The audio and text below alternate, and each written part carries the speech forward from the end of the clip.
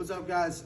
Coach Jason from Level Up Boxing, future Jedi Knight, pretty much Jedi Knight right now, Adrian. We're going over different types of counters. We're really focusing on my favorite type of countering, which is what I call an interrupting counter.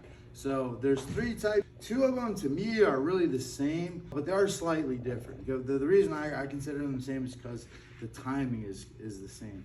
And the reason we like the interrupting counters is because the timing is very hard to deal with. So the first one that you'll see is what I would call a bump and go. I might bump and go if I'm being super aggressive too, like if I'm walking him down and he throws a punch and then I'm throwing something back.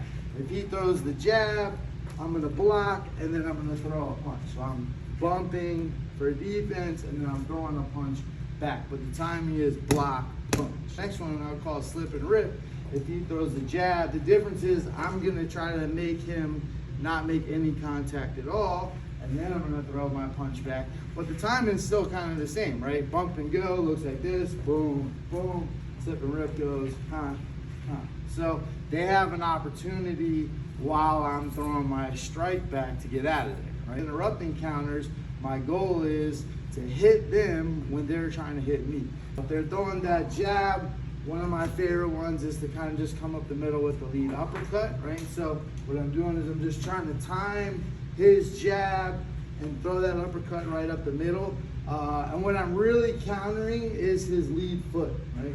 So I'm waiting for him to step forward, and that's gonna tell me when to throw that uppercut up the middle, right? Then my other favorite one, and we kind of started a little bit of a series on this that I gotta finish up. I call this the no wind up lead hook. So this is Alex Pereira's kill shot, basically. I'm gonna do this if we're orthodox off of the cross. So essentially what I'm doing is throwing my hook right over the top, right? And a big piece of this, if you guys watched any of those other videos, is me being square, right? So a lot of times for boxing especially, people will tend to get bladed, right? Everyone has their style. I'm not saying one's right or one's wrong.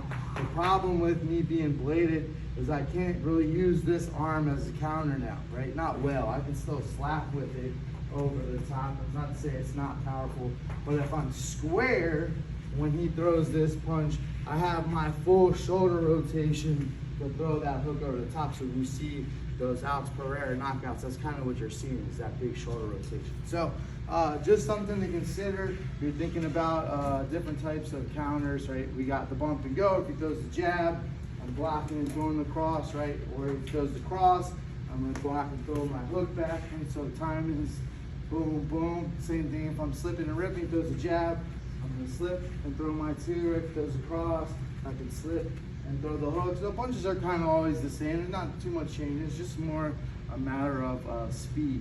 And then the ones that we like to do, where we're waiting for them, we're gonna try to get that combination off. He throws the cross, and we can kind of be on them as they're planning to land on us.